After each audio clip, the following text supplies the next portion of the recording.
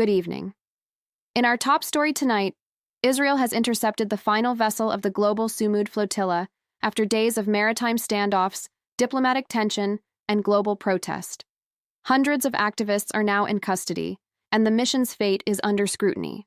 Here is what we know so far about how the flotilla's journey unfolded, and what it means for Gaza, international law, and public opinion worldwide.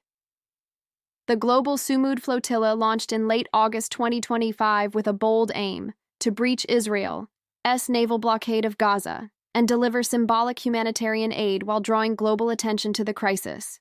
It was a massive undertaking, comprising more than 40 vessels and hundreds of participants from over 40 countries, including activists, lawmakers, journalists, and climate campaigners. Over its voyage, the flotilla faced everything from mechanical failures and drone attacks to mediation offers and mounting warnings from Israel.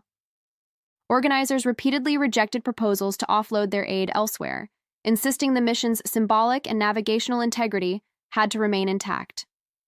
Then came the climax. In the early hours of October 3rd, Israel's Navy intercepted the final and lead vessel, the Polish-flagged Marinette, about 42 nautical miles from Gaza's shores. This was the final move in a broader operation that had already seen most other ships seized. Live video streams from the ships captured tense moments of Israeli soldiers boarding, passengers in life vests with their hands raised, and heated onboard encounters. As of now, over 450 foreign activists are reportedly in custody, including several prominent figures. In response, Israel has already begun deportation proceedings. The flotilla's interception has provoked a wave of international backlash.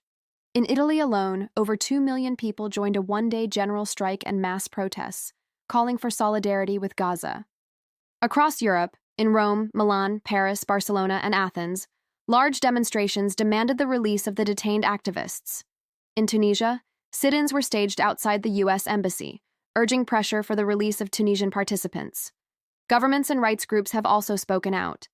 Amnesty International denounced Israel's interception as unlawful, calling it part of a broader policy that starves Gaza.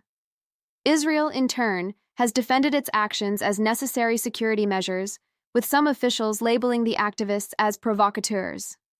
South Africa, which has nationals on board, has called for their safe passage and for accountability.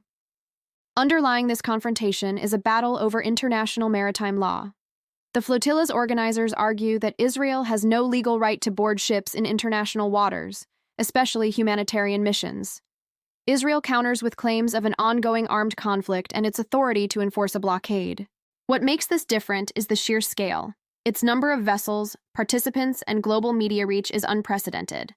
Observers say this mission could set a new benchmark in maritime activism, using live streaming and global solidarity to challenge state control at sea. With the flotilla's key vessel now in Israeli custody, major questions remain. Will any activists manage to reach Gaza through secondary efforts? How will Israel handle the prolonged detention and potential legal charges? And ultimately, can this mission reshape the rules around aid access during conflict? The flotilla's organizers insist their mission is ongoing, and that even in detention, their cause lives on. The world is watching to see if such acts of civil maritime defiance can alter the course of a long-running conflict. Stay tuned as we monitor developments, and for more updates, please follow our channel. Thank you for watching.